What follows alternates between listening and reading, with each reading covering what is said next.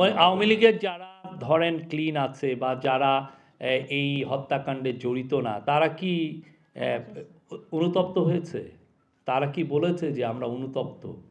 আপনি দেখেছেন আমাদের পার্টি এই কাজটা করেছে, এই জন্য আমরা অনুতপ্ত ফিল করছি, আমরা ক্ষমা চাই? এটা তো মানে আপনি কিলিংগুলো দেখেন, আপনি ৭১টা শিশুকে তারা মেরেছে, মানে হেলিকপ্টার দিয়ে আপনি উপরে যাচ্ছেন, হেলিকপ্টার দিয়ে আপনাকে মারছে। আওয়ামী লীগ তাদের পার্টির সম্পদ না হলে আওয়ামী লীগের কে এসে বলছে যে আমি হাসিনার লিডারশিপ মানি না, আমি একটা ক্লিন লিডারশিপ চাই? কে এসে অনুতপ্ত হচ্ছে? বরঞ্চ এদের অনেকে মিথ্যা কথা বলছে। সরকারের অবস্থান খুবই স্পষ্ট। আওয়ামী লীগের, আপনি জানেন যে আওয়ামী লীগের টপ লিডারশিপ, আওয়ামী লীগের অনেকেই এই পুরো জুলাই হত্যাকাণ্ডের সাথে জড়িত, আপনি জানেন। এবং কালকে হিউম্যান রাইটস ওয়াচের আপনারা যদি খুব মনোযোগ দিয়ে রিপোর্টটা পড়েন, ওই রিপোর্টে 17তম পাতায় আছে, সেখানে স্পষ্টভাবে তারা লিখেছে যে শেখ হাসিনা নিজেই ডাইরেক্টলি অর্ডার দিয়েছেন এনফোর্স ডিসঅ্যাপিয়ারেন্স, মানে গুমের এবং কিলিংয়ের।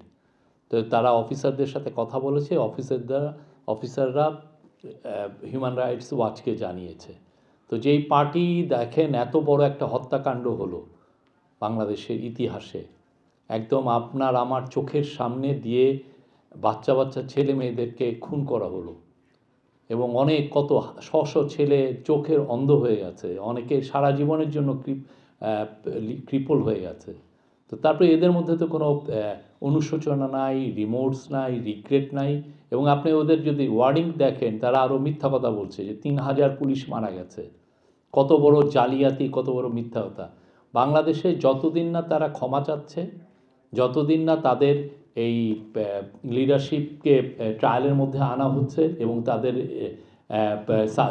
সাবমিট টু জাস্টিস, এবং তাদের যতদিন না তাদের অ্যাকাউন্টেবিলিটির মধ্যে আসছে, ততদিন তাদের কোনো প্রোটেস্ট করার আসলে করতে দেওয়া হবে না।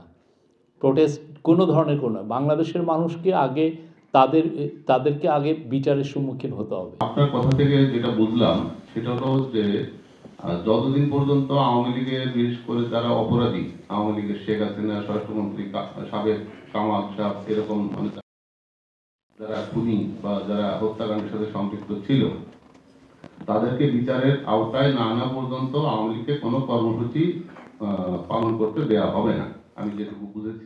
না, এবং ক্ষমাও চেতে হবে, ক্ষমাটা চেতে হবে, খুব ভালোভাবে ক্ষমা চেতে হবে, এবং ওদের ক্লিন একটা লিডারশিপ আসতে হবে। হ্যাঁ হ্যাঁ, সেটাই।